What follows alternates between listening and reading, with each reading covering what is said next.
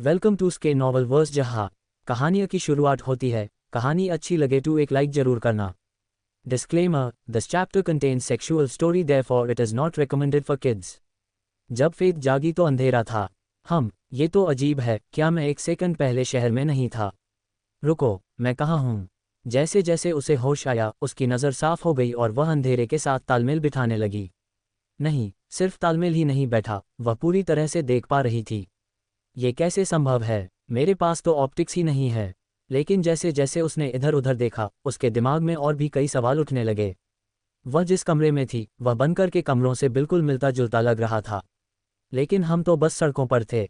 मैं यहाँ कैसे पहुंचा? मुझे याद है कि जब वह तेंदुए संत सेराफाइन पर झपटा था तो मैंने उस पर गोली चलाई थी। क्या मैंने उसे मार डाला था? मुझे याद है कि वह गिर गया था। जब यह विचार उसके मन में आया तो उसने अपनी घड़ी देखी और अपने संदेश पलटे। कई नए संदेश थे, लेकिन इससे पहले कि वह उन्हें पढ़ पाती, कमरे का दरवाज़ा खुला और वो अंदर आ गया। तुम अंततः जाग गए, यह अच्छी बात है। तुम्हें कैसा लग रहा है? फेथ ने कुछ देर सोचा और फिर बोली, पहले से कहीं ज़्यादा स्वस्थ। मो इस पर हंसा। शायद ये विकास के साथ आता है। तुम्हारे मन में शायद बहुत सारे सवाल होंगे, तो पूछो। क्या संत सेराफिन ठीक हैं? उसने अपनी हार्दिक मुस्कान के साथ कहा, हाँ वह है, आपका धन्यवाद। राहत की सांस लेते हुए फेथ ने अपना अगला सवाल पूछा, ठीक है, हम कब पहुंचे? उसने अपनी घड़ी देखी, लगभग 3 घंटे पहले। क्या सभी लोग सफल हुए? मो की मुस्कान गायब हो गई और उसने दूसरी तरफ देखते हुए कहा, तुम्हारे जाने के बाद लड़ाई और भी मुश्किल हो गई। राक्षस हर जगह से हम पर घात लगाए बैठे थे। संत सेराफाइन, संत बी और बाकी लोगों ने पूरी कोशिश की, लेकिन वे हर जगह नहीं हो सकते। हमने 97 पुरुष और महिलाएं खो दीं। इसके बाद वे चुप रहे। 97 लोग, सब मर गए। दिन की शुरुआत में हमारे पास सिर्फ 631 लोग थे। अब हमारे पास 534 हैं। ये बहुत कम है। फेथ ने अपने मन को भटकने नहीं दिया और अच्छे पहलुओं पर ध्यान केंद्रित किया। हाँ, 97 लोग मारे गए, लेकिन 534 लोग फिर भी जीवित रहे। आप युद्ध के बाद मृतकों का शोक मनाते हैं, और युद्ध तो अभी खत्म होने के करीब भी नहीं है। संत सेराफिन कहाँ हैं? मैं उनकी सहायक हूँ, मुझे उनके साथ होना चाहिए।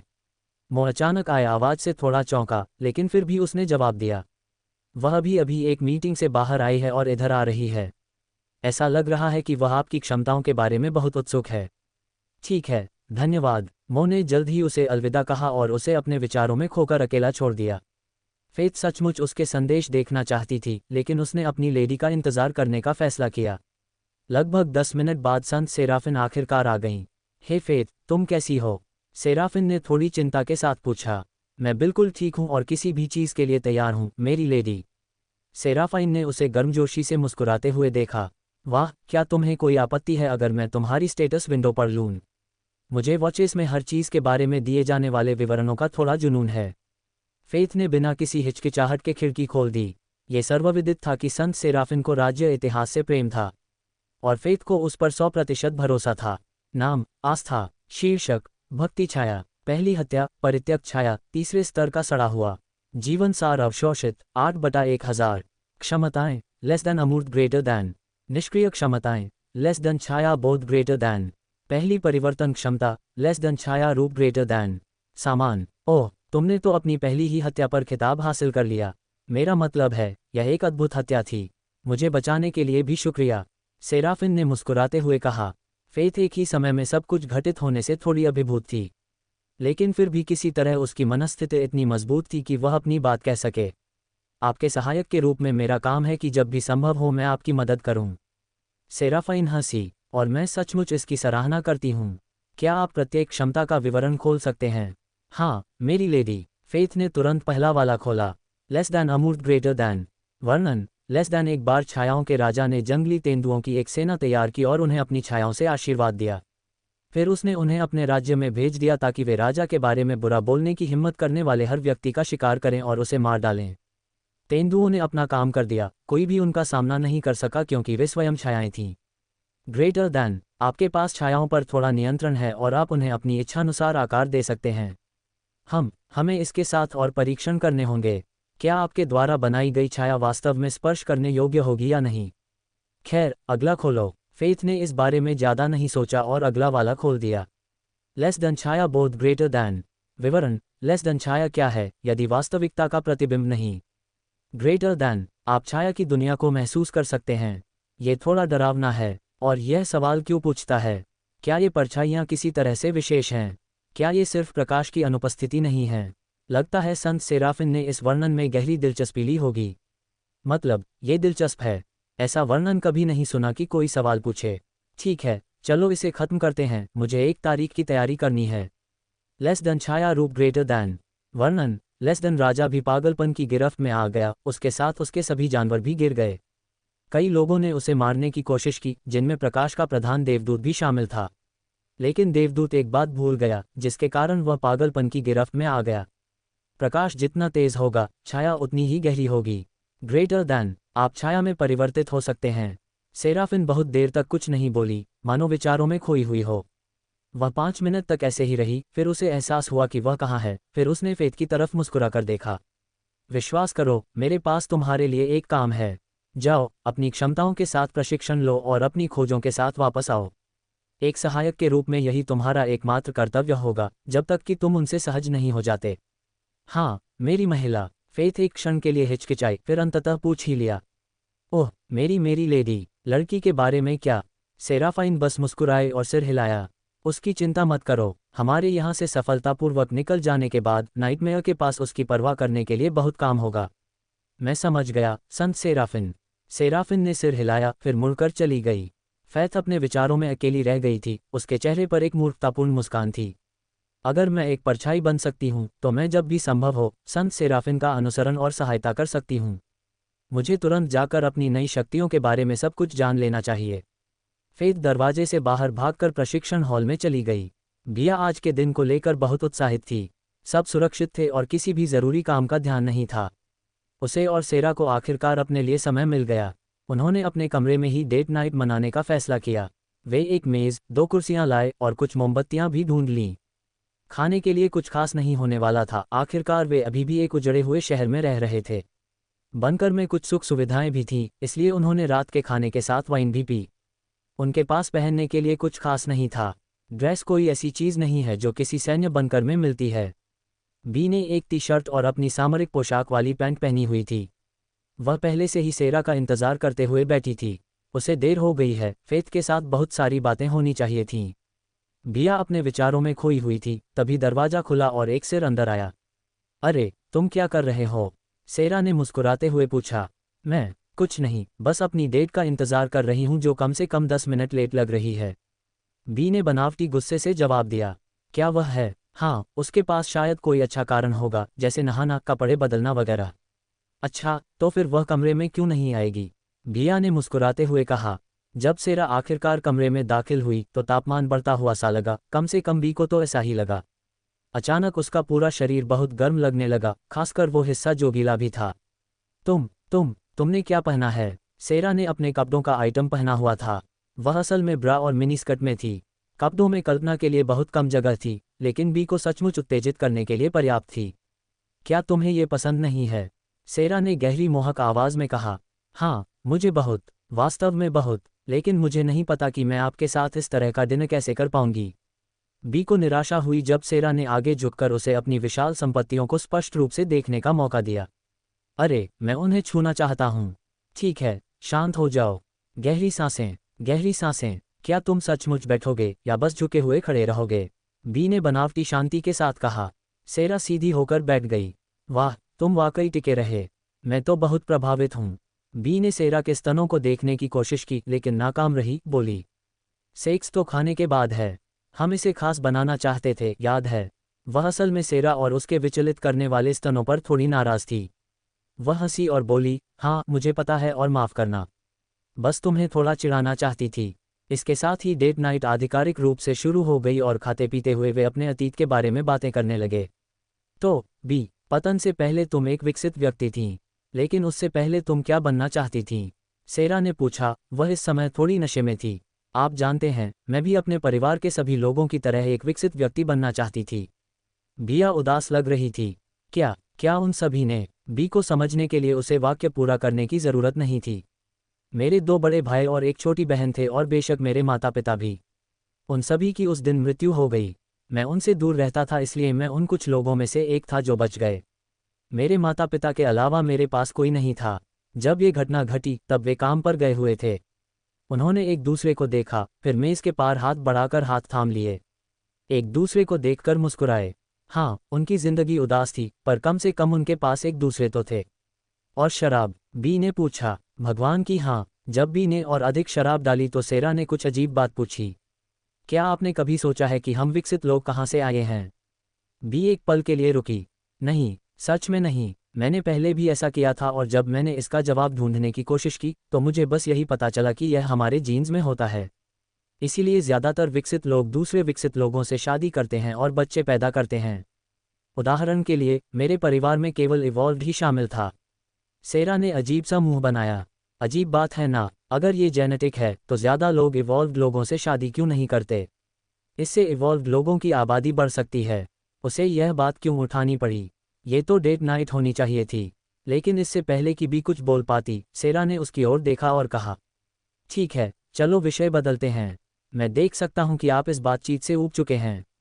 बी ने अपनी वाइन का घूंट लिया और पूछा, तो तुम किस बारे में बात करना चाहते हो? देखते हैं, तुम विकसित इतिहास, दायरे के इतिहास और स्मार्ट होने से जुड़ी किसी भी चीज़ पर बात नहीं करना चाहते। क्या हम आपस में बात भी कर सकते हैं? सेरा ने मुस्कुराते हुए कहा। गधे। वे दोनों हंस पड़े और चुप हो गए। वे अब भी एक दूसरे का हाथ पकड़े हुए थे। खाना बहुत पहले ही खत्म हो चुका था और उनकी वाइन भी खत्म हो रही थी। बी ने थोड़ा सोचा और फिर पूछा, आपने मुझसे पूछा कि मैं क्या बनना चाहता हूं, लेकिन मैंने आपसे कभी नहीं पूछा। सेरा ने उस पर मुस्कुराया। यह एक उदास मुस्कान थी। मैं हमारी अकादमी में एक छात्र था। मैं अपनी माँ की तरह सरकारी अधिकारी बनने के लिए पढ़ाई कर रहा था। विनाश के दिन मेरी अंतिम परीक्षाओं में से एक थी। मैं वहां से घर जा रहा था। सेरा उसकी ओर नहीं देख रही थी, वह किसी अन्य स्थान पर, किसी अन्य समय में थी। परीक्षा कैसी रही? बी ने अपनी सबसे दयालु मुस्कान के साथ पूछा। सेरा ने मुस्कुराते हुए पूछा, तुम्हारा क्या विचार है? तुम्हें अधिकतम अंक मिले हैं ना? शायद मैं कोई प्रश्न भूल गया हूँ। दोनों हंस पड़े। मूड अच्छा हो रहा था और रात अभी भी लंबी थी। बिया ने सेरा की ओर मुड़कर मुस्कुराते हुए पूछा, तो संत सेराफिन, आप क्या कहती हैं कि हम ये शराब खत्म कर दें और फिर एक दूसरे को बेसुध कर दें? सेरा ने मुस्कुराते हुए जवाब दिया, मैंने सोचा था कि तुम कभी नहीं पूछोगे। उन्होंने जल्दी से अपनी बची हुई शराब पी ली, फिर मेज से उठ खड़े हुए। विस्मयादिबोधक चिन्ह, विस्मयादिबोधक चिन्ह, विस्मयादिबोधक चिन्ह। आगे थोड़ा सेक्सुअल कॉन्टेंट्स है, अगर अच्छा ना लगे तो 15-20 मिनट स्किप कर दो। विस्मयादिबोधक चिन्ह, विस्मयादिबोधक चिन्ह, विस्मयादिबोधक चिन्ह। दिन अच्छा था, खाना भी बढ़िया था, वाइन भी अच्छी थी, लेकिन सबसे अच्छी बात तो साथ वाली थी। सेरा मेज से उठी और बी की तरफ चल दी। वह सचमुच बहुत घबराई हुई थी। सेरा कुंवारी नहीं थी, लेकिन उसके जीवन में सिर्फ 2 ही सेक्स पार्टनर थे, एक लड़का और एक लड़की। वह जानना चाहती थी कि दोनों में से किसी एक को कैसा लगता है। दोनों के लिए भी यही बात लागू थी और यह काफ़ी अच्छा था। एकमात्र समस्या यह है कि वह उन लोगों से प्यार नहीं करती थी। हाँ, सेरा उन्हें पसंद करती थी, लेकिन ये बी के लिए उसकी भावनाओं के करीब भी नहीं था। मुझे उम्मीद है कि मैं कोई मूर्खतापूर्ण या इससे भी बदतर, अजीब काम नहीं करूँगा। बिया को अपनी भावनाओं का एहसास हो गया। तुम्हें पता है, हमें यह आज रात करने की ज़रूरत नहीं है। अगर तुम तैयार नहीं हो तो हम इंतज़ार कर सकते हैं। सेरा ने गहरी सांस ली और बी का हाथ थाम लिया। सेरा का हाथ थोड़ा कांप रहा था और जैसे ही बी को लगा, उसने उसे दिलासा देते हुए ज़ोर से दबाया, जिससे उसे थोड़ी शांति मिली। ऐसा नहीं है कि मैं ऐसा नहीं करना चाहती या मैं इंतज़ार करना चाहती हूँ। मैं बस थोड़ी घबराई हुई हूँ। मैंने कभी किसी ऐसे व्यक्ति के साथ सेक्स नहीं किया है जिससे मैं सचमुच प्यार करती हूँ। सेरा खुद को संभाल पाती उससे पहले ही उसने कह दिया, प्यार। हर रिश्ते के लिए एक बड़ा शब्द। बी मानो जमसी गई और उसके हाथ सेरा से भी ज्यादा कांपने लगे। क्या? तुमने क्या कहा? अरे, मैं क्या करूं? मैं इसे वापस नहीं ले सकता, इससे मूड खराब हो जाएगा। मैं बस दोगुना प्रयास कर सकता हूं और अच्छे की उम्मीद कर सकता हूं। मैंने कहा कि मैं तुमसे प्यार करता हूं। ये कहते हुए सेरा ने दूसरी ओर देखा और उसके चेहरे पर गहरी शर्मिंदगी थी। तुम मुझसे प्यार करते हो? बिया अभी भी जानकारी को समझने की कोशिश कर रही थी। वह शब्द पूरा भी नहीं बोल पाई थी कि अचानक एक मुंह उसके मुंह पर आ गया और एक जीभ उसमें प्रवेश करने की कोशिश करने लगी। हे भगवान, लगता है वह मुझ पर नरमी नहीं बरतेगी। उसकी घबराहट फिर से लौट आई और अब उसका पूरा शरीर कांप उठा। बी ने भी इसे महसूस किया और कुछ सेंटीमीटर दूर हट गई। उसने सेरा के कान में फुसफुसाते हुए कहा, अब तक का सबसे खूबसूरत शब्द जो उसने सुना था। मैं भी तुमसे प्यार करता हूँ। और सेक्स की चिंता मत करो, मैं तुम्हें ले चलूंगा, बस आनंद लो। सेरा के पैर चप्पलों में सिकुड़ने लगे और वो चुंबन जारी रखने के लिए झुक गई। उसे अचानक बहुत गर्मी महसूस हुई और वो बस बी के साथ नंगी होना चाहती थी। यह अब तक का सबसे अच्छा दिन है। जैसे ही उनकी जीभें उनके मुंह में घुस रही थीं, बी ने सेरा को कहीं और बिस्तर की ओर खींचना शुरू कर दिया। वे बिस्तर के पास पहुंचे और बी ने चुंबन तोड़कर सेरा को बिस्तर पर पटक दिया। हे भगवान, ये तो बहुत गर्म था। लेकिन आगे जो हुआ उसकी उसे उम्मीद नहीं थी। अचानक बी ने अपनी टी शर्ट उतार दी। उसके नीचे उसने एक काली कंप्रेशन ब्रा पहनी हुई थी। वह अपनी जान बचाने के लिए संघर्ष कर रही थी और अपने पीछे के पहाड़ों को थामे हुए थी। फिर पैंट और बूट भी उतार दिए। उसके नीचे उसने एक काली थॉन्ग पहनी हुई थी। उसे यह कहाँ से मिला? सेरा अपनी नज़रें नहीं हटा पा रही थी और बहुत उत्तेजित थी। क्या आप जो देखते हैं उसे पसंद करते हैं? बिया आगे झुकी और मोहक अंदाज में पूछा। सेरा लगभग सब कुछ देख सकती थी, इसलिए कल्पना के लिए बहुत कम जगह बची थी। इस समय उसकी सांसें बहुत तेज चल रही थीं, और जैसे ही बिया उसकी ओर रेंगने लगी, उसकी हालत और बिगड़ गई। उसके चेहरे पर एक मोहक मुस्कान थी। अगर आपको ये बहुत पसंद है तो आप इन्हें छू सकते हैं। सेरा का दिल धड़क उठा, लेकिन वह कुछ नहीं कर सकी क्योंकि बी ने उसकी ब्रा पकड़ी और उसे उसके सिर के ऊपर से खींचकर जमीन पर फेंक दिया। सेरा की सांसें थम सी गईं जब उसने उन सामूहिक विनाश के हथियारों को खुला हुआ देखा। वे बहुत सुंदर हैं। सेरा बुदबुदाई और बी को एक पल के लिए रोक दिया, लेकिन वह जल्दी ही संभल गई। तुम्हें ऐसा लगता है, तो क्या तुम उन्हें पकड़ना चाहोगे? उसने सेरा के जवाब का इंतजार नहीं किया। इंस्टेड बी ने उसका एक हाथ पकड़ा और सीधे उसके निप्पल पर रख दिया। सेरा ने पलटा खाया और बी का राह उठी। यह अद्भुत है, इतने मुलायम और निप्पल तो पत्थर जैसे सख्त हो गए हैं। वह उस पर अपना मुंह रखना चाहती थी, लेकिन खुद को रोक नहीं पाए। इसके बजाय सेरा ने निप्पल पकड़ लिया और हल्के से खींचा। बी की कराह सुनकर वाकई सुकून मिला। आह, छोटे शैतान, अभी ये कपड़े उतारो, मैं तुम्हें इसके लिए सजा दूंगा। सेरा एक पल के लिए झिझकी, फिर अपने कपड़े उतार दिए। उसने कुछ भी नहीं पहना था, सिर्फ अपनी पोशाक। बिया उसे देखकर दंग रह गई। उसने अपनी लालची निगाहों से उसके शरीर को कई बार देखा, मानो कोई जानवर अपने शिकार को निगलने की तैयारी में हो। इससे सेरा और भी ज्यादा गर्म हो गई और उसने अपनी टांगें आपस में रगड़नी शुरू कर दीं। खाना खत्म करके बी ने सेरा की आंखों में देखा। तुम सबसे स्वर्गीय महिला हो जिसे मैंने कभी देखा है। सेरा कुछ कह पाती, उससे पहले ही बी उसे चूमने लगी थी। उसके दोनों हाथ सेरा की पीठ के पीछे थे और उन्हें एक दूसरे से सटाए हुए थे। उनकी त्वचा हर जगह छू रही थी, जिससे उनका आनंद और भी बढ़ गया। मुझे बहुत अच्छा लग रहा है। मुझे अच्छा लग रहा है कि कैसे उसकी जीभ मेरे मुंह में घूम रही है, कैसे उसके हाथ मुझे अपने पास रखे हुए हैं और मेरी पीठ को टटोल रहे हैं, कैसे हमारे स्तन एक दूसरे से सटे हुए हैं। सेरा को अंदाज़ा भी नहीं था कि ये रात कितनी बेहतर होने वाली है। बी के हाथ उसकी पीठ से हट गए। एक हाथ उसके स्तन पर गया और उसे दबा रहा था, दूसरा उसके नितंबों पर गया और उन्हें सहला रहा था। सेरा अचानक आनंद से भर गई और बी के मुंह में जोर से कराह उठी। बिया उसके मुंह से दूर हट गई। अगर तुम्हें ये पहले से ही पसंद है तो तुम तैयार नहीं हो कि मैं तुम्हारे साथ क्या करूंगा? बी ने सेरा को चूमना जारी रखा, पहले मुंह पर, फिर गाल पर, फिर गर्दन पर, जहां वह रुकी रही, और उसके स्तन और नितंब दोनों को जोर से दबाया। उसकी पीठ थोड़ी मुड़ी और वह और भी जोर से कराहने लगी। बिया परिणाम से संतुष्ट लग रही थी, नीचे की ओर बढ़ी। उसने सेरा की गर्दन के निचले हिस्से, कॉलरबोन को चूमा और आखिरकार उसके स्तन के ऊपरी हिस्से तक पहुंच गई। वह और भी नीचे गई और उसके निप्पल के ठीक ऊपर रुक गई। उसने अपना सिर घुमाया और सेरा की आंखों में सीधे देखा। सेरा पहले ही आनंद की चरम सीमा पर पहुंच चुकी थी और वह पूरी तरह से तैयार थी। पूछते हुए उसकी सांसें तेज हो गईं। कृपया, बस इतना ही निकला। बी ने अब भी नजरें मिलाए रखीं, अपनी जीभ निकाली और सेरा के निप्पल को छेड़ने लगी। उसकी कराहें और तेज होती गईं और एक साथ कई हमलों को वह बर्दाश्त नहीं कर पा रही थी।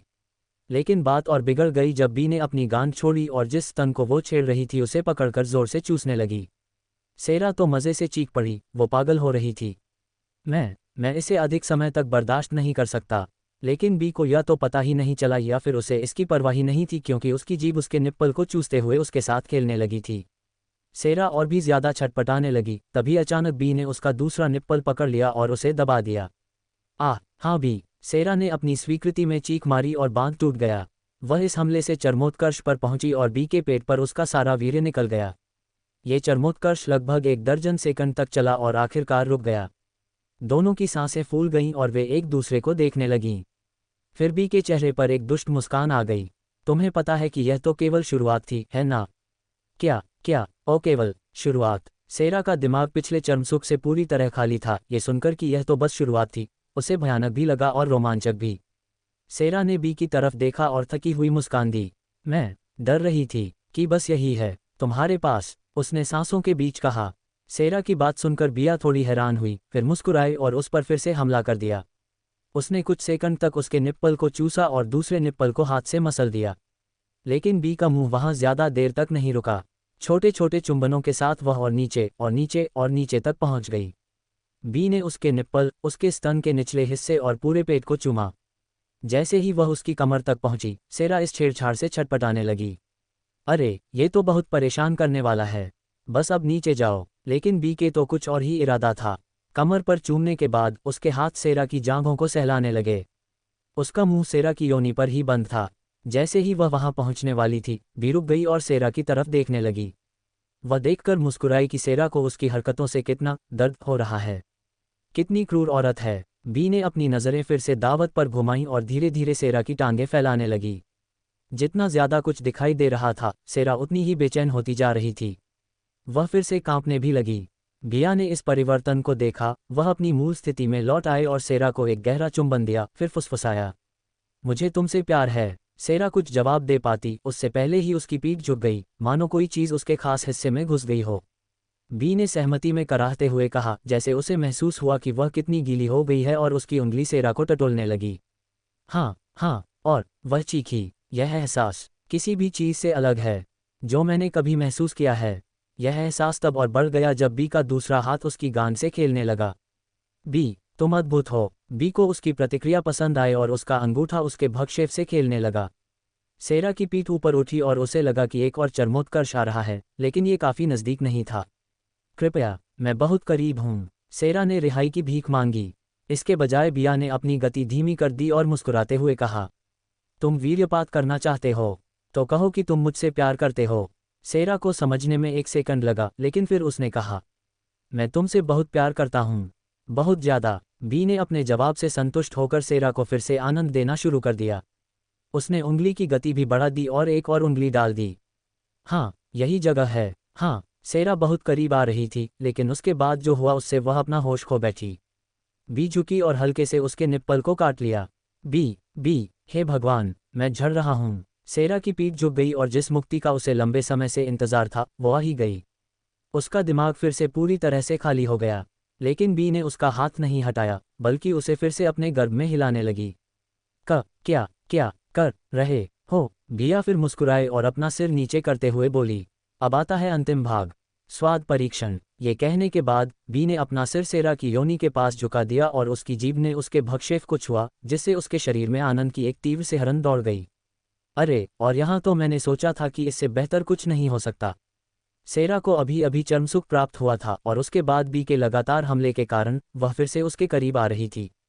अचानक बी की उंगलियां उसके अंदर से हट गईं, लेकिन इससे पहले कि वह पूछ पाती कि क्या हुआ, उसका पूरा शरीर आनंद से हिट गया।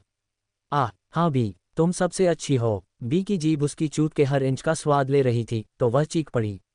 सेरा ने तो अपने कूल्हे बी के चेहरे पर रगड़ने भी शुरू कर दिए।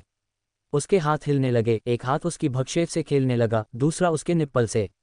नहीं, बी रुको, मैं अपना दिमाग खो रहा हूँ। सेरा का मन आनंद से टूट रहा था और उसका चरमोत्कर्ष बस थोड़ी ही दूर था। और बी ने उसे जरूरी धक्का दिया। उसने उसके भक्षेप और निप्पल दोनों को हल्के से लेकिन जोर से चुटकी काटी और सेरा का मन टूट गया। मैं आ रहा हूँ। उसने अपनी पीठ पूरी तरह से मोड़ ली और अपनी जांघों को बी के सिर के चारों ओर लपेट लिया। फिर उसने उसके ऊपर ही वीर्य छोड़ना शुरू कर दिया, और उस सब के बीच से उसकी आवाज़ें सुनाई दे रही थीं। जब सेरा का चरमोत्कर्ष आखिरकार समाप्त हुआ तो वह थक चुकी थी। सेरा ने जागते रहने की बहुत कोशिश की, लेकिन उसकी आंखें बंद ही रहीं। बिया उसके पास आए और उसे पीछे से गले लगा लिया, फिर फुसफुसाया, अगली बार तुम ये पैसा चुका दोगे, लेकिन अब तुम्हें सो जाना चाहिए। सेरा के पास जवाब देने की जरा भी ऊर्जा नहीं थी। उसने आंखें बंद कर लीं और बेहोशी में डूबने लगी। बी ने उसकी गर्दन चूमी और सेरा ने आखिरी आवाज़ सुनी, वैसे तुम बहुत स्वादिष्ट थे। फेथ ने अपनी शक्तियों के बारे में बहुत कुछ सीखा। अगर वह ध्यान केंद्रित करती तो वस्तुओं की परछाई से ही अपने आसपास के वातावरण का बोध कर सकती थी। उसे यह समझने में काफ़ी समय लगा, लेकिन आखिरकार उसने इसे कारगर बना लिया। उसके बाद उसने अमूर्त तकनीक का इस्तेमाल करना सीखने की कोशिश की। इसे बनाना छाया बोध से कहीं ज़्यादा आसान था। इसकी मदद से वह परछाइयों को नियंत्रित तो कर सकती थी, लेकिन उससे ज़्यादा कुछ नहीं। वह उन्हें वास्तविक वस्तुओं में नहीं बदल सकती थी। फेथ को इस बात से थोड़ी निराशा हुई, लेकिन फिर उसने अपनी परछाई के साथ भी ऐसा ही करने की कोशिश की। जैसा कि पता चला, हर किसी की परछाई किसी न किसी तरह से खास होती है। अपनी परछाई का इस्तेमाल करके फेथ ने उसे एक पतली तलवार में बदल दिया, जो रात जैसी काली थी। उसने इसे कुछ धातु और राक्षस की खाल से बने पुतलों पर आजमाया। ये टियर 1 की सड़ी हुई खाल को नुकसान पहुंचा सकता था, लेकिन टियर 2 के लिए इसे कई बार काटना पड़ा और टियर 3 से आगे नहीं बढ़ सका। परिणाम बहुत संतोषजनक थे और चेहरे पर मुस्कान के साथ उसने तलवार को खारिज कर दिया। बस एक ही दिक्कत है कि मैं सिर्फ राइफल चलाने में ही माहिर हूँ। मैं संत सेराफाइन से सलाह लूँगा, शायद वो मुझे संत बी के साथ ट्रेनिंग करने देंगी। फेथ इस विचार से उत्साहित थी। ये सर्वविदित तथ्य था कि बी तलवार चलाने में अद्भुत थी। उसने अपनी उत्तेजना पर काबू पाया, उसे अभी भी अपने परिवर्तन का परीक्षण करना था। ठीक है, अब कुछ नहीं होगा। उसने अपना रूपांतरण चालू किया, लेकिन कुछ भी नहीं बदला। फिर उसने खुद को देखा और बहुत हैरान हुई। फेथ के शरीर की जगह सिर्फ उसकी परछाई थी, मानो वह अदृश्य हो गई हो, पर परछाई अभी भी थी। ये बहुत अजीब है, लेकिन ये सब कुछ नहीं था। अगर वह किसी की छाया में चली जाती तो उसकी अपनी छाया गायब हो जाती, और अगर वह किसी व्यक्ति की छाया में चली जाती तो वह उसके साथ चली जाती। ये घुसपैठ और जासूसी में बहुत मददगार हो सकता है। फेथ के चेहरे पर एक बड़ी सी मुस्कान थी, जो किसी को भी नहीं दिख रही थी क्योंकि एक परछाई के चेहरे पर कोई भाव नहीं था। वह संत सेराफिन और संत बी के कमरे की ओर बढ़ी, लेकिन कुछ गड़बड़ थी। बनकर का ये क्षेत्र इतना सुनसान क्यों है? कुछ सेकंड चलने के बाद आखिरकार उसे समझ आ गया। उनके कमरे से तेज कराहें आ रही थीं। फेथ तुरंत मुड़ी और चली गई। यह अच्छी बात है कि आखिरकार उनके पास एक दूसरे के लिए समय है। जब वे काम पूरा कर लेंगे तो मैं उसे अपनी शक्तियों के बारे में बताऊंगा। फेथ को उसकी बातों की कोई खास परवाह नहीं थी। उसे वाकई उनके लिए बहुत खुशी हुई। उसके पास करने के लिए कुछ और न था, इसलिए वह अपनी शक्तियों के बारे में और जानने और उन्हें बेहतर बनाने के लिए प्रशिक्षण कक्ष में लौट गई। बी की रात बेचैनी भरी रही, किसी वजह से उसे बुरे सपने सता रहे थे। वह कई बार जागी, लेकिन हर बार भी बस अपनी बाईं ओर देखती, जहां सेरा शांति से सो रही थी, और वह जल्दी ही शांत हो जाती। ऐसा जरूर होगा क्योंकि हमारा रिश्ता एक नए स्तर पर पहुंच गया है। ये किसी न किसी तरह मेरे दिमाग को खराब कर रहा है। डेट कमाल की थी, खासकर अंत। सेरा की कराहें और चीखें अभी भी उसके कानों में गूंज रही थीं, और जब उसने सोचा कि वह कितनी बिखरी हुई लग रही है तो उसके चेहरे पर मुस्कान आ गई। अगली बार वह इसे वापस चुका देगी। काफी देर सोने के बाद आखिरकार दोनों जाग गईं। जब सेरा ने आंखें खोलीं तो बी उसे घूर रही थी। सुप्रभात प्रिय, बिया ने चेहरे पर हल्की सी लाली लाते हुए कहा। यह जोर से कहना अभी भी अजीब था, लेकिन सेरा ने बस उसे देखकर मुस्कुराया और उसे चूमा। उसने उसके मुंह पर फुसफुसाते हुए कहा, सुप्रभात मेरे प्यार। वे चुप हो गए, बस एक दूसरे की मौजूदगी का आनंद ले रहे थे। वे ऐसे ही रहे जब तक कि दरवाजे पर दस्तक नहीं हुई। कौन है? सेरा ने पूछा, अभी भी थोड़ी नींद में थी। यह विश्वास है, मेरी महिला। आपने कहा था कि जब मैं अपनी नई क्षमताओं का पता लगाऊं तो मैं आपके पास आऊं। सेरा बी की तरफ मुड़ी, फिर उसे कपड़े पहनने का इशारा किया और खुद भी अपने कपड़े पहन लिए। 1 मिनट बाद बी ने आवाज़ लगाए, आपका प्रवेश हो सकता है। फेथ कमरे में दाखिल हुई और वह अपने साथ खाना लेकर आए। मैंने सोचा कि कल रात के सेक्स के बाद आप भूखी होंगी, इसलिए मैंने हिम्मत जुटाई और आपके लिए कुछ खाना ले आया, मेरी देवियों। उसकी आवाज़ में ज़रा भी शर्मिंदगी नहीं थी। सेरा और बी दोनों उसकी बात सुनकर दंग रह गईं, फिर उन्हें पिछली रात की बात याद आई और दोनों शर्मा गईं। खैर, मुझे नहीं पता कि हमने क्या उम्मीद की थी, दीवारें ध्वनिरोधी नहीं हैं। बिया को जल्दी ही होश आ गया और उसने कहा, उम्मा, भोजन के लिए धन्यवाद, लेकिन हमें पहले आपकी शक्तियों के बारे में बात करनी चाहिए। जैसी आपकी इच्छा, मेरी लेडी। फिर फेथ ने वह सब कुछ बताना शुरू किया जो उसने सीखा था। सेरा और बी दोनों ने ध्यानपूर्वक सुना, और अंत में दोनों को एक स्काउट या जासूस के रूप में उसकी क्षमता का एहसास हुआ। ये बहुत बढ़िया है। तुम मेरी छाया में रहकर जहां मैं जाऊंगी वहां भी जा सकती हो, हाँ अगर तुम चाहो तो, सेरा ने कहा। फेथ की आंखें जलते अंगारों की तरह चमक उठीं। लगता है वो भी यही चाहती थी, बी ने सोचा और अपनी हंसी रोक ली। फेथ जवाब देने ही वाली थी कि एक बार वह सिहर उठी। फिर उसने दोनों की तरफ देखा, उसकी आंखों के पीछे कोई और था। लड़की वापस आ गई है। फिर से नमस्ते, सेरा ने अभिवादन किया, जबकि बी ने बस सिर हिलाकर उसकी ओर देखा।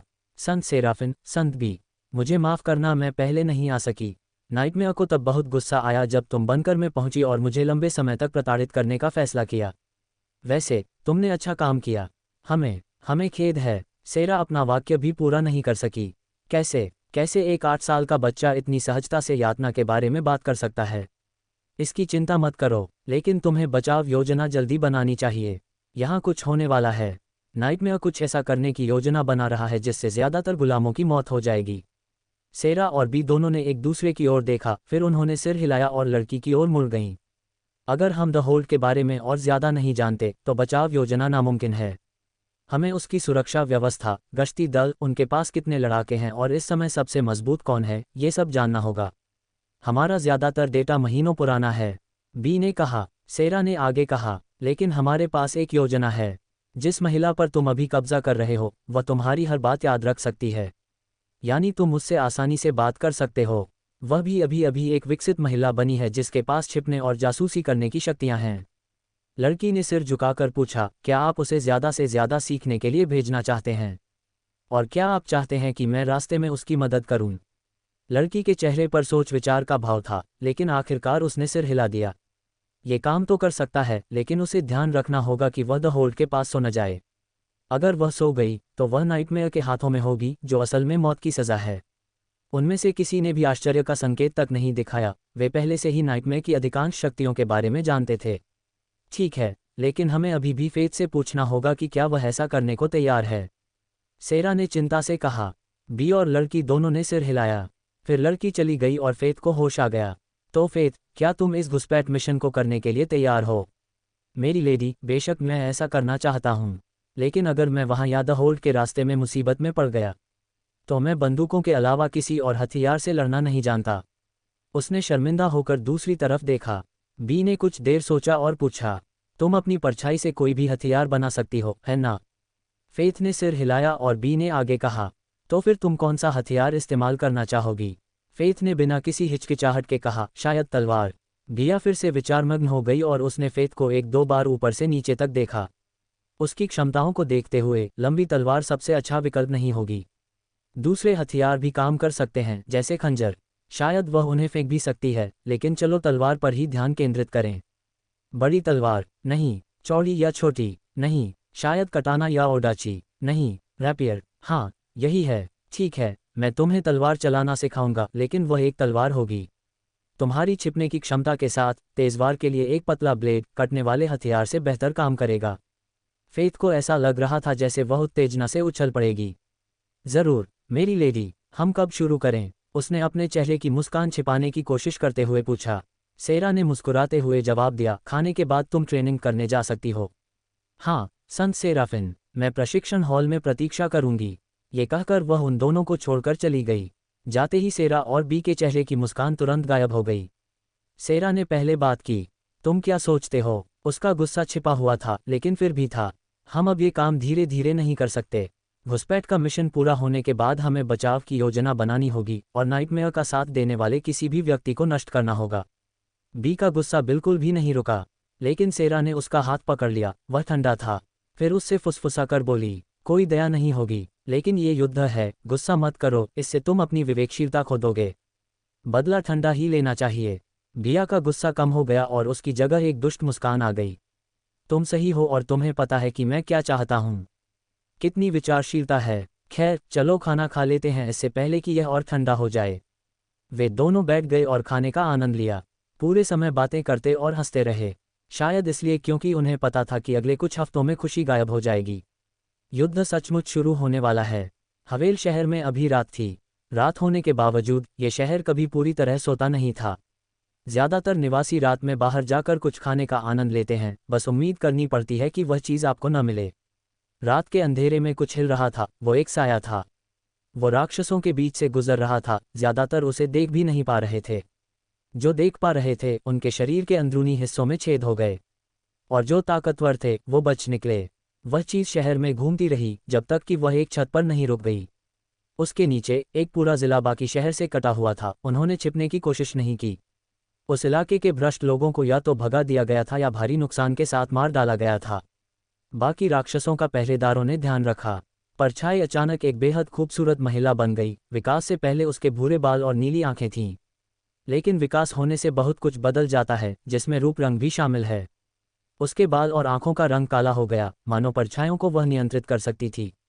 लगता है वे बहुत व्यस्त थे। अगर मुझे पता न होता कि किलेबंदी किसने बनवाई थी तो उनकी उपलब्धियां वाकई कमाल की होतीं। गुलामों ने। फेथ छत के किनारे पर बैठ गई और अपने पैर हवा में लटका दिए। वह एक 15 मंजिला ऑफिस बिल्डिंग की छत पर थी, या कम से कम वह ऐसी ही दिख रही थी। अपनी खतरनाक यात्रा के बाद आखिरकार वह अपनी सांसें थाम पाए। होल्ड बनकर से लगभग 20 किलोमीटर दूर था, यानी 20 किलोमीटर तक खतरनाक राक्षसों से भरा हुआ। कम से कम मेरा प्रशिक्षण सचमुच उपयोगी साबित हो रहा है। कुछ दिन पहले ही उसने सेंट बी के सानिध्य में प्रशिक्षण शुरू किया था। उसे हैरानी थी कि फेथ मुकाबलों में कितनी अच्छी थी, लेकिन यह ज़्यादातर शैडो परसेप्शन की वजह से था। इससे चालें ज़्यादा स्पष्ट हो जाती थीं और प्रतिद्वंद्वी का अंदाज़ा लगाना आसान हो जाता था। फिर भी वह सेंट बी से हर बार हार जाती थी। एक बार भी उसे छू नहीं पाती थी, पर यही तो वह उससे उम्मीद करती थी। और फिर भी हर सेशन के बाद उसमें काफ़ी सुधार होता गया। आखिरी के बाद दोनों नेताओं ने तय किया कि वह काफ़ी अच्छी है। उनका समय भी खत्म हो रहा था, इसलिए वह यहाँ थी। एक 8 साल की बच्ची का इंतज़ार कर रही थी जो उसे अपने वश में कर ले और लगभग 10,000 लोगों के एक शिविर में घुसपैठ करने में उसकी मदद करे। खैर, 10,000 में से ज़्यादातर गुलाम थे, लेकिन फिर भी ज़्यादातर नहीं थे। फेथ को अब भी समझ नहीं आ रहा था कि वे इतने सारे लोगों को खाना कैसे खिलाते थे। हाँ, वहाँ इवॉल्व्ड लोग थे जो कुछ ही दिनों में फसल उगा सकते थे और उनके पास शिकार करने वाले कई दल थे। शहर में राक्षसों की कभी कमी नहीं होती थी। यह एक वरदान भी था और अभिशाप भी। कोई बात नहीं, गुलामों के अलावा बाकी सब मर जाएंगे। जब वह उन सभी गुलामों की हत्या की कल्पना कर रही थी, अचानक उसने अपने शरीर पर नियंत्रण खो दिया। फेथ को पहले 2 बार की तरह जरा भी आश्चर्य नहीं हुआ। शुभ रात्रि फेथ, क्या तुम तैयार हो? उसने फिर से नियंत्रण पाया और सिर हिलाया। फिर वह फिर से नियंत्रण खो बैठी। ठीक है, तो द होल्ड के पूर्वी गेट पर चले जाओ, लगभग 10 मिनट में गार्ड बदल जाएगा। फेथ ने कुछ नहीं कहा, बस छत से कूद गई। जैसे जैसे वह नीचे गिरी, उसका शरीर काला होता गया और उसका शरीर कमज़ोर होता गया। जमीन पर कुछ नहीं गिरा, बस अंधेरे में एक साया हिलता हुआ दिखा। परछाई हिली, जो ज़्यादातर लोगों के लिए अकल्पनीय थी। लगभग 5 मिनट बाद वह गेट के पास पहुंची और इंतज़ार करने लगी। इंतज़ार करते हुए उसने दीवार पर सिपाहियों की आवाज़ सुनी। उद्धरण चिन्ह ... यह एक वेश्या है, एक आदमी ने गहरी आवाज़ में कहा। वह क्यों होगी? एक महिला ने कहा। ऐसा नहीं है कि वो है, पर उसे होना चाहिए। सोचो, उसके साथ सेक्स करो, मैंने सुना है वो सबसे खूबसूरत औरत है। एक जवान आदमी ने कहा। तुम किसी भी छेद वाली चीज़ से चुदवा लोगे। मर्द, औरत, बच्चे, अगर लन डालने की जगह भी हो तो तुम्हें कोई फर्क नहीं पड़ता। मुझे हैरानी है कि तुम्हें एक दागी औरत से चुदते हुए देखने के लिए मुझे कितनी देर इंतज़ार करना पड़ेगा। औरत की बात पर उस युवक को छोड़कर सभी हंस पड़े, लेकिन फेथ का ध्यान किसी और बात पर था। आदमी, औरत और बच्चे भी, क्या उनकी दुष्टता की कोई सीमा नहीं है? वे इतने अपवित्र क्यों हो गए? जब हम गिरे हुए शहर कोपेन से निकले थे तब वे अच्छे लोग थे। आखिर उन्हें क्या हो गया? साली कुतिया, तूने ऐसा बोलने की हिम्मत की। तू खुशकिस्मत है कि मैं तेरा बलात्कार नहीं कर रहा हूँ, दूसरी गुलाम वेश्याओं की तरह। युवक को गुस्सा आ गया। शांत हो जा बेवकूफ़, वो तो बस मजाक कर रहा था, ज़्यादा बुरा मत मान। खैर, मुझे शक है कि तू उस बिया लड़की के साथ अपनी मनमानी कर पाएगा। मैंने एक अफवाह सुनी थी कि वो भगवान के लिए बहुत महत्वपूर्ण है। गहरी आवाज़ वाले आदमी ने आखिरी बात फुसफुसाते हुए कही, मानो उसे डर हो कि कहीं रात उसे सुन न ले, जो कि सच भी था। वे संत बी के बारे में बात कर रहे हैं और वे उसका बलात्कार करना चाहते हैं। मैं उनमें से हर एक को मार डालूंगा। किसी का भी बलात्कार करने की शुभकामनाएं, क्योंकि मैं तुम्हारे पैर, हाथ और प्रजनन अंग काट दूंगा। ठीक है, हम अभी नहीं जा सकते। बाकी गार्ड 3 मिनट में आ रहे हैं। इस बीच दीवार के इस खास हिस्से पर कोई हमला नहीं करेगा। नौजवान ने कहा। हाँ, छोड़ो इसे, चलो, महिला ने कहा और 1 सेकंड बाद फेथ ने दूर जाते हुए 3 जोड़ी कदमों की आवाज़ सुनी। 1 मिनट बाद उसने अपने अस्तित्वहीन शरीर पर नियंत्रण खो दिया और महसूस किया कि उसका अपना हाथ उसे अंगूठा दिखा रहा है। खैर, यहाँ कुछ नहीं है। फेथ दीवार की ओर मुड़ी और उस पर चढ़ गई। पूरी दीवार खाली थी। वह रुकी नहीं, एक परछाई से दूसरी परछाई में जाती हुई दूसरी तरफ उतर गई। सड़कें खाली और अंधेरी थीं, कुछ घरों से रोशनी निकल रही थी, लेकिन बस इतना ही। बिल्कुल सही, फेथ ने सोचा, और अगर उसके पास मुंह होता तो वह मुस्कुराती। उसने संत बी और संत सेराफिन से बात की कि उसे कब तक द होल्ड में रहना चाहिए। उन्होंने कहा कि कुछ ही दिनों में वह उनकी ज़्यादातर सुरक्षा व्यवस्थाएं सीख जाएगी। बस एक ही समस्या थी कि वह सो नहीं पाती थी, क्योंकि नाइटमेयर को इसका एहसास हो जाता था। उसकी शक्तियां ज़्यादातर सपनों से जुड़ी होती हैं, और चूंकि वह एक आरोही है, इसलिए उसकी ताकत आस्थाओं से कहीं ज़्यादा है। और जब आप उसके चंगुल में फंस जाते हैं तो वह आपको बुरे सपने दिखाकर पागल कर सकता है। फेथ सड़कों पर चलती थी और बीच बीच में अपने शरीर पर नियंत्रण खो देती थी। वह मुझे कहाँ ले जा रही है? कुछ मिनट बाद उसे एहसास हुआ। तेज लड़की। फेथ के सामने एक सुनसान घर था, जहाँ वे बिना किसी की आवाज़ सुने सुरक्षित रूप से बात कर सकते थे। वह बिना किसी हिचकिचाहट के अंदर गई और एक जगह रुकी जो शायद कभी लिविंग रूम हुआ करती थी। वह फिर से नियंत्रण खो बैठी और उसके मुंह से निकला, क्या हुआ? अब जब हम बात कर सकते हैं तो चलिए शुरू करते हैं। इसके साथ ही काम शुरू हो गया है। अगले कुछ दिनों में वह पूरे द होल्ड का नक्शा बनाने की कोशिश करेगी। इसके अलावा उसका एक और मिशन है, ये जानना कि नाइटमेयर क्या योजना बना रहा है। फेथ ने उस लड़की से घंटों बातें की। उसे उस जगह की पूरी जानकारी थी और फेथ वॉच की मदद से उन्होंने एक नक्शा बनाया जिस पर हर महत्वपूर्ण जगह को चिन्हित किया गया था। ये काम पूरा करने के बाद वह शहर का पता लगाने लगी और रास्ते में आने वाले हर गश्ती दल को चिन्हित करने लगी। कुछ घंटों बाद उसने ज़्यादातर गश्ती दल को चिन्हित कर लिया था, लेकिन भोर होने वाली थी, जिसका मतलब था कि उसे ज़्यादा सावधान रहना होगा। लेकिन दिन के उजाले में गश्ती दल काफ़ी कम हो गए, इसलिए वह द होल्ड के दूसरे हिस्से पर ध्यान केंद्रित कर सकी। फेथ सबसे बुरी जगह, जेल में गई। यहीं पर सभी गुलाम रखे जाते थे, कम से कम उन गुलामों को तो रखा जाता था जिनका वे इस्तेमाल नहीं कर रहे थे। फेथ को जेल में पहरेदारों की सही संख्या पता करनी थी। ये सबसे महत्वपूर्ण जानकारी थी क्योंकि पूरा बचाव अभियान इसी पर निर्भर था। जेल के पास एक इमारत के पास एक साया घूम रहा था। पहरेदार ध्यान नहीं दे रहे थे, इसलिए वह जेल की दीवार के पास चली गई और जेल की छाया में इंतजार करने लगी। 10 मिनट बाद कोई दरवाजे की तरफ बढ़ा। फेथ ने बिना वक्त गंवाए उसकी परछाई में छिप गई, उसे कुछ भी पता नहीं चला।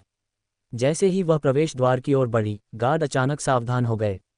गुड मॉर्निंग, लेफ्टिनेंट कैट, उनमें से एक ने कहा। वह थोड़ा घबराया हुआ था। 5 लेफ्टिनेंटों में से एक, अब केवल 4 ही बचे हैं। बिल्ली ने कोई भावना नहीं दिखाई, उसने बस पूछा, क्या कुत्ते रात में भौंकते थे या किसी को काटने की कोशिश करते थे? वह बिल्कुल भावशून्य थी, मानो किसी इंसान का खोल हो। नहीं मैडम, लेकिन लेफ्टिनेंट हेरोल्ड कुछ वेश्याओं के लिए आया था, शायद अपने किसी प्रयोग के लिए।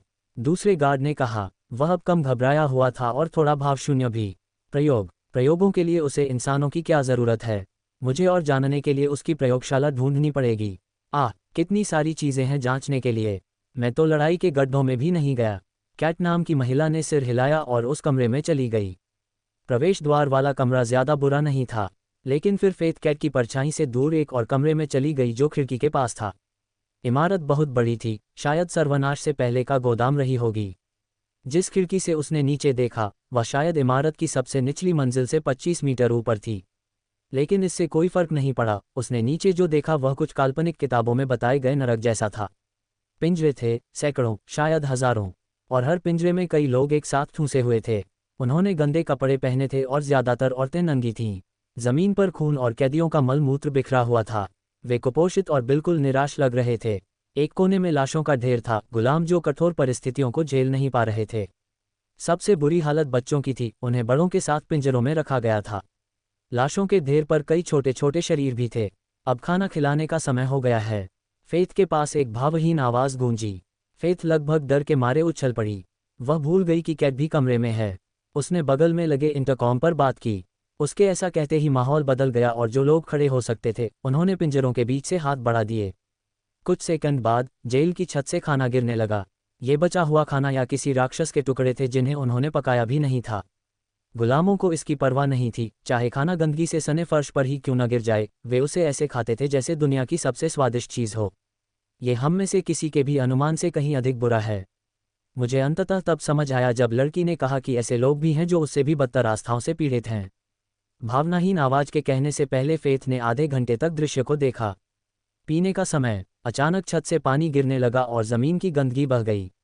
लोग जितना हो सके उतना पानी पीने की कोशिश करने लगे। कुछ मिनट बाद बारिश रुक गई, लेकिन फेथ ने कुछ और ही देखा। ये सीधे नदी से था। अगर द होल्ड का नदी से कोई संबंध है तो शायद हम उसे घुसपैठ के लिए इस्तेमाल कर सकते हैं। मैं उस लड़की से इस बारे में पूछूंगा। फेथ ने एक पल सोचा, फिर उसने कैट को एक अलग दिशा में जाते देखा और वह उत्सुक हो गई। अपनी परछाई के साथ फेथ उसके पीछे पीछे उस जगह के एक ज्यादा सुरक्षित हिस्से में पहुंच गई। इतने सारे गार्डों को देखकर वे सभी विकसित थे और मोटे टाइटेनियम दरवाजे देखकर फेथ को एहसास हुआ कि वह कहाँ है। मैं सोच रहा था कि उन्होंने उन इवोल्यूट्स को कहाँ रखा है जो नाइटमेयर से असहमत थे, लेकिन उन्हें जिंदा क्यों रखा? फेथ कैट के पीछे पीछे हर कोठरी में झांक रही थी। हर कोठरी में एक इंसान था, मानो वे हार मान चुके हों। मानो उन्होंने कई बार भागने की कोशिश की हो लेकिन हर बार नाकाम रहे हों। जैसे जैसे वे उस जगह से गुजरते गए, सन्नाटा छा गया। कैट तब तक चलती रही जब तक कि सिर्फ एक दरवाज़ा बचा था, लेकिन जैसे ही उसने दरवाजे के पीछे देखने के लिए उसके छेद तक हाथ बढ़ाया, कुछ ऐसा हुआ जिसने फेथ को चौंका दिया। भावशून्य महिला का हाथ हल्का सा कांप रहा था। फेथ को झटका लगा क्योंकि महिला ने जरा सी भी भावना नहीं दिखाई थी। उसका हाथ कांपता देखना सिर्फ एक ही बात हो सकती थी, उस दरवाजे के पीछे जो भी है वह उसे डराता है। कैट ने दरवाजा खोला। पीछे एक आदमी भ्रूण की मुद्रा में बैठा था। उसका चेहरा तो नहीं दिख रहा था, लेकिन फेथ को उसका शरीर दिखाई दे रहा था। वह बहुत हृष्ट-पुष्ट था और लंबा था, शायद 2 मीटर से ज्यादा। उसके कंधे तक लंबे बाल थे जिनका रंग आग जैसा था। कैट कुछ मिनट तक उसे देखती रही, फिर मुंह मोड़कर वहां से चली गई। फेथ उसके साथ चलती रही जब तक कि वह अपनी परछाई से सुरक्षित बाहर नहीं निकल गई। फिर वह उस वीरान इमारत में छिप गई और जो कुछ भी उसने सीखा उसे लिख लिया।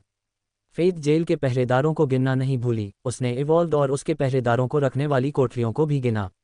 सब कुछ लिखने के बाद उसने अगली जगह जाने की योजना बनाई। यहाँ लड़ाई के गड्ढे हैं, बिजलीघर है और फिर प्रयोगशाला है।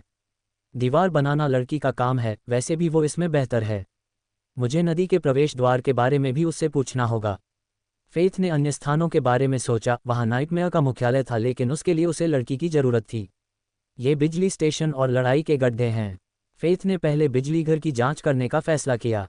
उसे जांच इसलिए करनी पड़ी क्योंकि हमले के लिए उन्हें बिजली बंद करनी होगी। वे जानते थे कि दुश्मन के पास सबके लिए पर्याप्त प्रकाशिकी नहीं है, लेकिन बंकर के पास पर्याप्त से ज्यादा थी। अंधेरे में देख पाना एक बड़ी उपलब्धि है, इसलिए वह स्टेशन की सुरक्षा व्यवस्था के बारे में जानने के लिए वहां गई। वह एक परछाई से दूसरी परछाई में जाती, कभी कभी तो उनका आकार या आकृति भी बदल देती, बेशक बहुत ज्यादा नहीं। लोगों को एक अजीब सी परछाई नजर आती। लगभग आधे घंटे बाद वह बिजलीघर पहुंच गई। दोपहर की धूप में वहां बहुत सारे पहरेदार और गुलाम काम कर रहे थे। वे जगह जगह बक्से इधर उधर कर रहे थे। फेथ को पता ही नहीं था कि उनमें क्या है। कम से कम तब तक तो नहीं जब तक कि एक गुलाम लड़खड़ा नहीं गया और एक बक्सा टूट नहीं गया। उसमें एक ऊर्जा सेल था जो बिजली से चमक रहा था। ये हमारी रेलगनों को चलाने वाली कोशिकाओं जैसा ही है, लेकिन बहुत बड़ा है। इनका इस्तेमाल किस लिए किया जाता है? बेवकूफ़ गुलाम, अगर वह चीज़ टूट जाती तो हम सब मर जाते। तुम दोनों ने उसे बेसुध पीटा। बिजलीघर की बालकनी से एक गिड़गिड़ाते हुए पुरुष की आवाज़ आई। 2 गार्डों ने उसकी ओर देखा और कहा, हाँ लेफ्टिनेंट टोर। हम एक और लेफ्टिनेंट, मुझे कुछ समय के लिए उसके साथ रहना चाहिए, जैसे मैंने कैट के साथ किया था। फेथ ने तब तक इंतजार किया जब तक कोई गार्ड उस साए के पास नहीं पहुंच गया जिसमें वह छिपी हुई थी। फिर एक व्यक्ति से दूसरे व्यक्ति के पास जाते हुए वह धीरे धीरे प्रवेश द्वार तक पहुंची। उस पर एक बहुत ही उच्च स्तरीय ताला लगा था, जिसे उसने नज़रअंदाज कर दिया और दरवाजे के नीचे की दरार से अंदर चली गई। इमारत के अंदर का दृश्य वैसा ही था जैसा उसने सोचा था। जनरेटर, ट्रांसफार्मर और अन्य बड़ी बड़ी मशीनें थीं जिनके नाम वह नहीं बता सकी। क्लॉकवर्क को उनके बारे में पता होगा और उन्हें कैसे नुकसान पहुंचाया जाए। पूरे परिसर में घूमते हुए उसने हर गार्ड की स्थिति पर ध्यान दिया। उसे कुछ मिनट लगे, लेकिन आखिरकार फेथ को टोर नाम का लेफ्टिनेंट मिल गया। वह लगभग 40 साल का एक छोटा और मोटा आदमी था। लेफ्टिनेंट होने के नाते उसे एक विकसित व्यक्ति होना ही था, लेकिन किसी तरह यह बदसूरत हो गया। उसने ये कैसे प्रबंधित किया? फेथ कुछ देर तक उसके पीछे पीछे घूमती रही, लेकिन उसने कुछ खास नहीं किया। ऐसा लग रहा था कि टोर सिर्फ द होल्ड के पावर ग्रिड के लिए जिम्मेदार था, लेकिन स्टेशन पर कुछ और ही हो रहा था। कम से कम फेथ को तो यही लग रहा था। वे होल्ड के रखरखाव के लिए आवश्यक ऊर्जा से कहीं अधिक ऊर्जा बनाते हैं। उसने थोड़ी देर और खोजबीन की और वह स्थान ढूंढ निकाला जहां वे पावर सेल बनाते थे। उन्हें इनकी क्या ज़रूरत है? मैं लड़की से भी इसके बारे में पूछूंगा। उसने खिड़की की तरफ देखा तो सूरज ढलने वाला था, जिसका मतलब था कि लड़ाई के गड्ढे खुलने वाले थे। कम से कम लड़की ने तो यही कहा था। जैसे जैसे सूरज ढलता गया, परछाइयाँ लंबी होती गईं, जिससे फेथ का काम आसान हो गया। वह गड्ढों के खुलते ही वहां पहुंच गई। उसने इंतजार नहीं किया और चुपके से कोठरी में घुस गई। यहाँ पिंजरे भी थे, लेकिन सिर्फ गुलाम नहीं थे, वे असली ग्लैडिएटर थे। आप ये भी पहचान सकते थे कि उनमें से कौन लड़ने में माहिर है। यह इस बात से पता चलता था कि उनकी जगह कितनी आलीशान थी और उन्होंने कितनी वेश्याओं को जंजीरों में बांध रखा था। तकनीकी तौर पर तो वे भी गुलाम हैं, लेकिन उन्हें मेरी माँ की दया नहीं मिलेगी। एक गुलाम बलात्कारी भी हो सकता है। उनके पास लड़ने और उस अत्याचार को अंजाम दिए बिना जीने का विकल्प था। उन्होंने अपनी कब्रें अपने हाथों से खो दीं, लेकिन हाँ, कुछ ऐसे भी थे जिनके साथ कोई गुलाम नहीं था। फेथ ने उन सब को नोट किया और खोज जारी रखी। कुछ मिनटों बाद उसे एक कड़ा पहरा वाला दरवाज़ा मिला। गलियारे में रोशनी कम थी, इसलिए वह आसानी से उनके पास से निकल गई। दरवाजे के पीछे कुछ ऐसा था जिसका उसे पहले से ही अंदाज़ा था। गड्ढों में वे सिर्फ इंसानों से ही नहीं बल्कि राक्षसों से भी लड़ रहे थे। राक्षस ज्यादातर दूषित और निचले स्तरों से थे। पहले स्तर के 2 सड़े हुए राक्षस भी थे, लेकिन वे सबसे ज्यादा शक्तिशाली थे जिन्हें वे बंदी बना पाए। ये हमले के दौरान ध्यान भटकाने में बहुत उपयोगी हो सकता है। अचानक बाहर से जोरदार जयकारे की आवाज़ आई। फेथ ने कुछ देर सोचा और फिर सोचा कि जाकर देखूं। वह ऑडिटोरियम में गई और कुछ दर्शकों के बीच छिप गई। गड्ढे में नीचे उसने एक बैलनुमा आदमी को कई इंसानों से लड़ते देखा। जिस तरह से वह लड़ रहा था उससे लग रहा था कि वह पागल है। उसमें आत्मरक्षा की कोई गुंजाइश नहीं थी। अगर उसे चोट भी लगती तो वह उसे नज़रअंदाज कर देता। सबसे हैरानी की बात यह थी कि उसने कोई कवच नहीं पहना था, लेकिन हमलावरों का कोई भी हथियार उसे खरोंचने के अलावा कुछ नहीं कर पाया। सांड एक प्रतिद्वंद्वी के पास पहुंचा और उसने उसके कवच पर घूंसा मार दिया। वह आदमी मर चुका था, लेकिन सांड अपने अगले शिकार की ओर बढ़ रहा था। औरत को समझ नहीं आ रहा था कि क्या करे। तभी सांड ने उसकी तलवार छीन ली और जोर से उसे तोड़ दिया। अगले ही पल उसका सिर फट गया। जैसे ही सांड का दूसरा हाथ उस पर आ गया। उसके पास अभी 3 और प्रतिद्वंद्वी थे, लेकिन उसने उन्हें जल्दी ही निपटा दिया। 1 मिनट में ही उसका काम तमाम हो गया। उसने अपने एक विरोधी का हाथ, जो उसने फाड़ दिया था, उठाकर भीड़ की ओर हाथ हिलाया। लोग तालियां बजाने लगे। ये घिनौना था। उन्हें और उनके खूनी खेल को देखकर ही फेथ को गुस्सा आ गया। बुल की तरफ देखकर उसका गुस्सा और भी बढ़ गया। कोई इंसान इतना पागल और खून का प्यासा कैसे हो सकता है? इन सब लोगों को क्या हो गया है? ये लोग जयकार क्यों कर रहे हैं? क्या ये सब पागल हैं? बैल का सिर अचानक उसी तरफ मुड़ गया जहां वह थी, मानो उसे उसके गुस्से का एहसास हो गया हो। फेथ वहीं जम गई। क्या उसने किसी तरह मुझे महसूस किया या देखा? लेकिन कुछ सेकंड बाद ये साफ हो गया। वह शायद उसकी भावनाओं को समझ सकता था, पर उसे देख नहीं पा रहा था। यानी वह अभी भी सुरक्षित थी। इस खोज के बावजूद फेथ ने पकड़े जाने का जोखिम नहीं उठाया और गड्ढों से बाहर निकल गई। रात हो चुकी थी, जिसका मतलब था कि वह उस लड़की से फिर से बात कर सकती थी। पिछली बार जब उन्होंने बात की थी तो उन्होंने अगली रात एक दूसरे के साथ जानकारी और प्रश्न साझा करने के लिए बात करने का निर्णय लिया था। फेथ को उस वीरान घर तक पहुंचने में 10 मिनट लग गए। अब काफी देर हो चुकी थी। अंदर कदम रखते ही वह नियंत्रण खो बैठी और बोली, शुभ रात्रि फेथ, तुम्हारा दिन कैसा रहा? उसने खुद पर काबू पाया और कहा, आपको भी शुभ रात्रि। कम से कम कहें तो ये बहुत उपयोगी रहा, लेकिन मेरे पास और भी कई सवाल हैं जिनका जवाब शायद आप दे सकें। फ्रीक सचमुच बहुत खुश थी। हाँ, उसे हर दिन कई बार प्रताड़ित किया जाता था, लेकिन अब वह दूसरों की मदद कर सकती थी। यह एक अद्भुत एहसास था। उसने पूरा दिन दीवार की सुरक्षा के बारे में सब कुछ जानने में बिताया। रात तक वह थोड़ी थक भी गई थी, जो पहले कभी नहीं हुआ था। उसने देखा कि फेथ का साया अंधेरी गलियों में घूमता रहा, गश्ती दल से छिपता रहा और आखिरकार उस वीरान घर तक पहुंच गया। उन्होंने एक दूसरे को नमस्ते कहा, फिर वे जानकारी साझा करने लगीं। फेथ ने हर उस गार्ड और गश्ती दल के बारे में लिखा और उसे चिन्हित किया जिसकी उसने रिपोर्ट की थी। उसे जो कुछ भी मिला उसे नोट करने में लगभग 1 घंटा लगा और काम पूरा करने के बाद फेथ ने अपनी खोज के बारे में सवाल पूछना शुरू कर दिया। मैं उस जगह गया जहां दासों को रखा जाता है और देखा कि उन्हें जो पानी दिया जाता है वह सीधे नदी से आता है। क्या नदी के पास कोई उपयोगी घुसपैठ बिंदु है? ऐसा लग रहा था कि उसने कोई भावना नहीं दिखाई, लेकिन अंदर ही अंदर फ्रिक ने उसे देख लिया। वह बहुत गुस्से में थी। हाँ है तो, लेकिन ये काफ़ी छोटा है। वहाँ एक समय में अधिकतम 2 आदमी ही रह सकते हैं और यह पानी के नीचे भी है। फेथ ने सब कुछ नोट किया और अपना अगला प्रश्न पूछा, 5वां लेफ्टिनेंट कौन है? मैंने कैट और टोर को देखा और उन्हें हेरोल्ड और उसकी प्रयोगशाला के बारे में बात करते सुना, लेकिन 5वां कौन है? फ्रीक ने कुछ मिनट तक इसके बारे में सोचा, फिर उसे याद आया। ओह, अगर आप गड्ढों में गए होंगे तो शायद आपने उसे पहले ही देख लिया होगा। वह एक भारी भरकम आदमी है जो हमेशा गुस्से में रहता है। लोग उसे बुल कहते हैं। यह उपाधि उसे वॉच ने नहीं बल्कि लोगों ने दी है। 1 सेकंड बाद उसने अपनी बात जारी रखी, जहां तक मैं समझ सकता हूं चारों लेफ्टिनेंटों का कोई न कोई काम है। बुल मनोरंजन के लिए जिम्मेदार है, कैट गुलामों की देखभाल करती है, टोर ऊर्जा ग्रिड पर काम करता है और हेरोल्ड, वह उन सब में सबसे ज्यादा पागल है। वह अपनी प्रयोगशाला में काम करता है। मुझे नहीं पता कि वह वहां क्या करता है, लेकिन चीखों को देखकर लगता है कि वहां कुछ भयानक है। विश्वास ने फिर से नियंत्रण पाया और पूछा, प्रयोगशाला कहाँ है? मैं देखना चाहता हूं कि वहां क्या है। उसने फिर से नियंत्रण संभाला और आह भरी, आप ऐसा नहीं कर सकते, इसमें कई सुरक्षा उपाय हैं। उनमें से एक है शुद्ध प्रकाश वाला कमरा जहां कोई परछाई नहीं होती। मैं भी अंदर नहीं जा सका। फेथ ने आह भरी और अगले प्रश्न पर पहुंच गई, जबकि उसने सारी बातें लिख लीं। वे बिजली घर में ऊर्जा कोशिकाएं क्यों बनाते हैं? मुझे वास्तव में नहीं पता। उनका नाइटमेयर की योजना से कुछ लेना देना है। उसने यह बात लिख ली और पूछा, वे उन्हें कहाँ ले जा रहे हैं? फ्रिक थोड़ा उदास होकर बोली, प्रयोगशाला में। अरे छी! फेथ सोचते हुए कमरे में इधर उधर घूमने लगी। लगभग 10 मिनट बाद आखिरकार वह रुकी। तो फिर हमारे पास एक काम बचा है। हमें नाइटमेयर के मुख्यालय में घुसपैठ करनी है। क्या वह अभी भी वहाँ है या घर चला गया है? फ्रीक ने बहुत ही धीमी आवाज़ में कहा, उसने अभी अभी मुझे प्रताड़ित करना खत्म किया है। तुम्हारे आने से पहले तो उसे अभी भी यहीं अपने घर पर होना चाहिए। फेथ ने आह भरी, मुझे बहुत अफसोस है। मैं वादा करती हूँ कि हम जल्द से जल्द कोई योजना बनाकर बाकियों के साथ तुम्हें भी बचा लेंगे। धन्यवाद। उसकी आवाज़ बहुत उदास थी। फेथ ने कुछ मिनट तक फ्रिक के शांत होने का इंतजार किया। ठीक है, चलो ऐसा करते हैं, उसने दृढ़ता से उत्तर दिया। हाँ चलो उसकी योजना जानें। मुख्यालय की सुरक्षा तो साफ तौर पर कड़ी थी। किसी वजह से उससे ज़्यादा सुरक्षित जगह सिर्फ प्रयोगशाला ही थी। ये बात फ्रीक को बहुत परेशान करती थी। वे वहाँ क्या रख सकते हैं? नाइटमेयर मेरी शक्तियों के बारे में जानता है और उसने इसे इस तरह बनाया है कि मैं उसका पता न लगा सकूं। ऐसा कौन सा राज है जो उसे मुझसे छुपाना है? हाँ, वो ज़्यादा भरोसेमंद नहीं थी, लेकिन उसे नहीं पता था कि वो दूसरों से बात कर सकती है। ये सब बहुत अजीब था।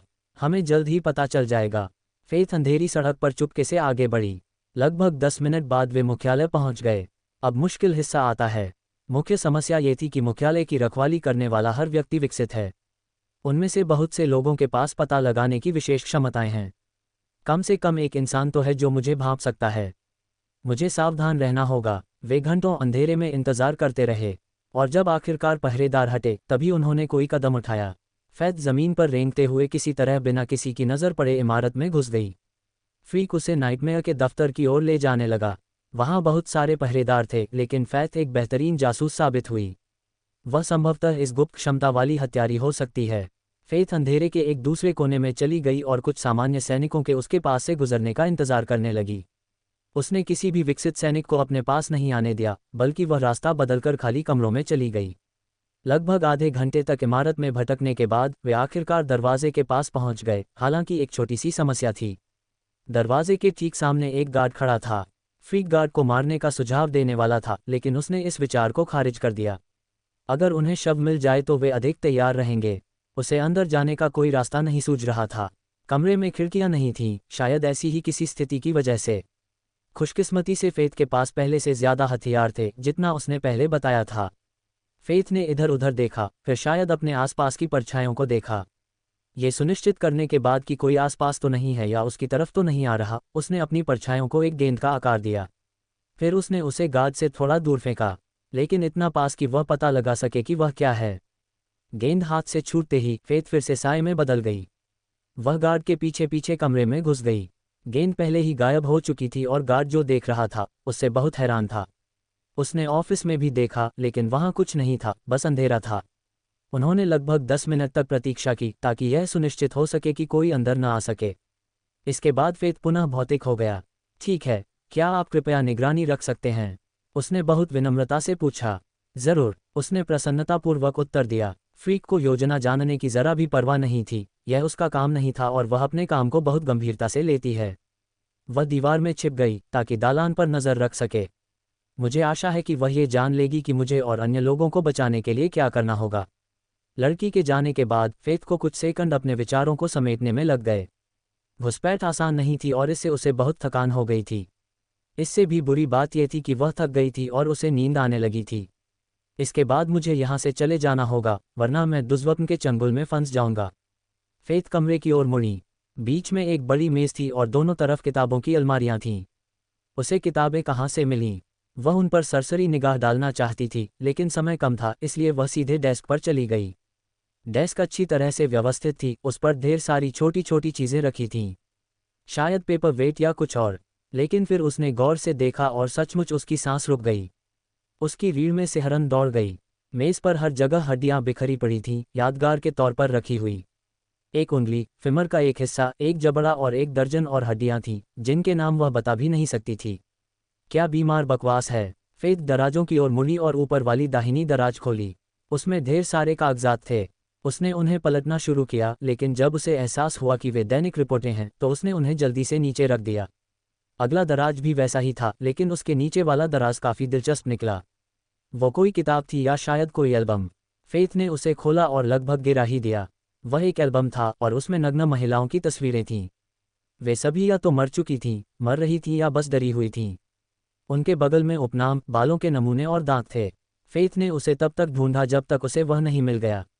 किताब में लगभग 8 साल की एक डरी हुई और गंदी लड़की की तस्वीर थी। तस्वीर के बगल में लिखा था, सन की। फेथ के चेहरे पर एक हल्की सी आंसू बह निकली। उसने जल्दी से किताब बंद की और उसे वहीं रख दिया जहां से उसने पाई थी। चिंता मत करो, हम जल्द ही तुम्हें बचा लेंगे। तुम सब। उसने सिर हिलाया और दूसरे दराजों में ढूंढने लगी। उनमें तो सिर्फ कबाड़ था। अगर मैं पागल, बलात्कारी, बेवकूफ़ होती तो मैं अपनी सबसे कीमती जानकारी कहाँ छिपाती? घर पर नहीं। उसकी मेज़ व्यवस्थित है, जिसका मतलब है कि वह काम और मौज मस्ती को अलग रखता है। फेथ ने कुछ देर सोचा, फिर किताबों की अलमारियों की ओर देखा और मुस्कुरा दी। सर्वनाश में किताबें कौन रखेगा? शायद कोई ऐसा व्यक्ति जिसे उनमें कुछ छिपाना हो। फेथ ने यह सुनिश्चित किया कि मेज़ पर सब कुछ व्यवस्थित हो। फिर वह अलमारियों की ओर बढ़ी और जो पहली किताब मिली, उसे उठा लिया। उसके कवर पर कोई लिखावट नहीं थी और उसे खोलने पर पन्ने वही थे, बिल्कुल खाली। उसने एक और किताब खोली, फिर एक और, फिर एक और। लगभग 10 किताबें पढ़ने के बाद उसने पढ़ना बंद कर दिया। सब खाली हैं, सब।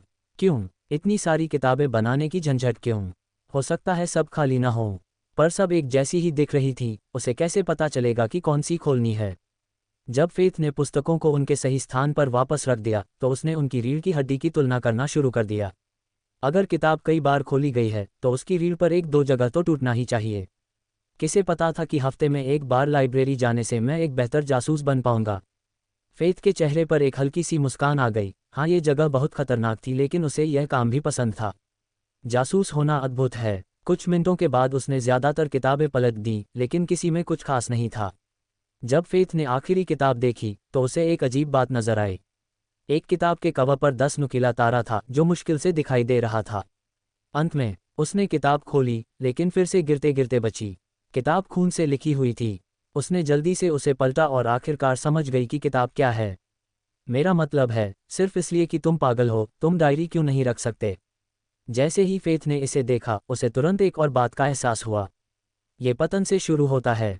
खैर, कम से कम इसमें तब से लेकर अब तक की घटनाओं के बारे में लिखा है। कौन जाने उन्होंने इसे असल में कब लिखा था। हर प्रविष्टि में पतझड़ के बाद से एक दिन की गिनती थी। उसने कुछ प्रविष्टियां पढ़ीं। लेस देन पतन के बाद से 12वां दिन ग्रेटर दैन। ये बेवकूफ़ चाहते हैं कि मैं उनका नेतृत्व करूं। क्यों? मैं तो सबसे ताकतवर भी नहीं हूं, बिया तो है। क्या ये इतने अंधे हैं? लेस देन पतन के बाद से 18वां दिन ग्रेटर दैन। हमने एक रात के हमले में और 200 लोगों को खो दिया और हम न्यूबर से अभी भी 2 हफ्ते दूर हैं। हम जितना खो रहे हैं उससे शहर में केवल लगभग 15,000 ही पहुंच पाएंगे। लेस देन पतन के बाद से 25वां दिन ग्रेटर दैन। अरे, न्यूबर का रास्ता बंद है। हेलफायर बी और मेरी बहन के साथ लंबी बहस के बाद हमने दूसरी दिशा में जाने का फैसला किया। पास ही एक वीरान शहर है जिसका नाम हेवेल है।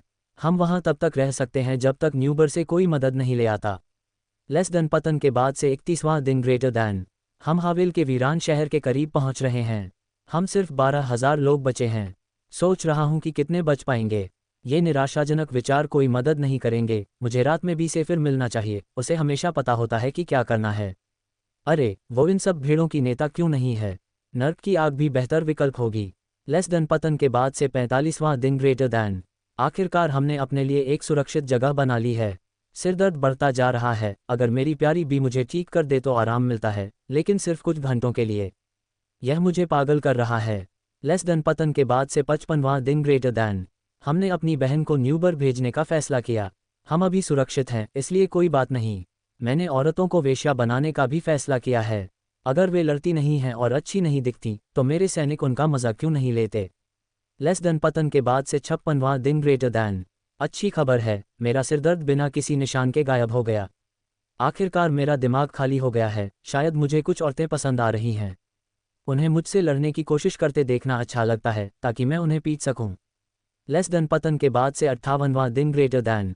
लूसी आखिरकार वापस आ गई। न्यूबर बर्बाद हो गया लगता है। मुझे इसकी कोई परवाह नहीं। इस खबर के फैलने के बाद मैं आखिरकार बिना किसी विरोध के राज कर पाऊंगा। खैर, बी भी है। मुझे उसे भी हरा देना चाहिए। आखिरकार मैं तो पहले से ही एक आरोही हूं, अब वो भी मुझे नहीं रोक सकती। लेस देन पतन के बाद से 60वां दिन ग्रेटर दैन। वह गद्दार कमीना, मैं उन सबको मार डालूंगा। लेस देन पतन के बाद से 61वां दिन ग्रेटर दैन। क्यों? मैं ऐसा क्यों हूं? मैं तो बस दूसरों को दुख पहुंचाना चाहता हूँ। क्यों? लेस देन पतन के बाद से 62वां दिन ग्रेटर दैन। मुझे इसके आगे समर्पण कर देना चाहिए। यह मुझसे फुसफुसाता है। ये कहता है कि अगर मैं लड़ना बंद कर दूं तो मेरी सारी समस्याएं खत्म हो जाएंगी। लेस देन पतन के बाद 63वां दिन ग्रेटर दैन।